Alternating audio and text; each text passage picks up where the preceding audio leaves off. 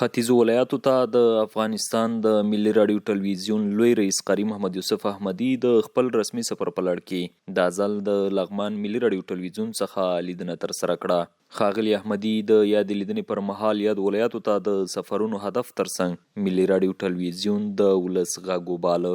دغه دوه درو ولایاتو ته سفر و د دې لپاره چې موږ وګورو چې نور ملګري مربوط پرسونل دغه د دې فعالیتونو د امیر صاحبانو سره ناستې و، له دوی څخه پوښتنې کېدل د کار په اړه باندې څنګه دي. نو موږ خو تر اوسه پورې چې مو وارزول الحمدلله دوی موږ ته د خپلو کارونو اطمینان راکوي او موږ هم ولیدل الحمدلله چې د دې کارونه ډېر ښه روان دي.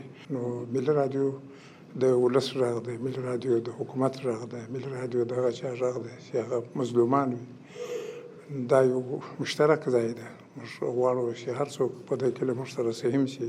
د افغانستان د ملي راډیو ټلویزیون لوی رئیس د لغمان د ملي راډیو ټلویزیون امریت کړنې وستایلې او د شته ستونزو د حل په برخه کې ډاډ ورکړ.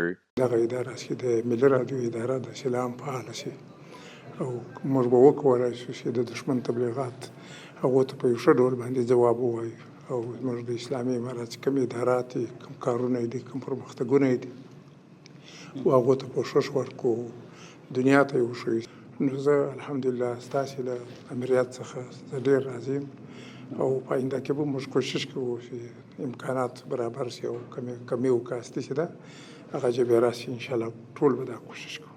په ورته وخت کې د لغمان ملي راډیو ټلویزیون امیر د چارو د ښه ترسره کېدو په موخه داسې لیدنې مهمې ګڼي. د افغانستان د ملي راډیو ټلویزیون لوی رئیس لغمان ته سفر وکړو او موږ ډېر خوشحاله شولو چې موږ خواته سفر وکړو او راغی د موږ خواته موږ پوښتنې نظینه وکړه او د موږ نشراتي برخې او تخنیکي برخې ټولې نظي ولیدلې او لیدنې ورته وکړه او بعضې لارښودنې موږ ته وکړې، بعضې مشکلات هغه موږ سره موږ شریکه کړو. د هغه د حال ډاډ یې موږ ته راکړو. د یادونې ده چې د افغانستان د ملي راډیو ټلویزیون لوی رئیس ختیځو ولایاتو ته د خپل سفر په لړ کې تیره ورځ د کونړ ملي راډیو ټلویزیون چارې هم له نږدې وکتلې.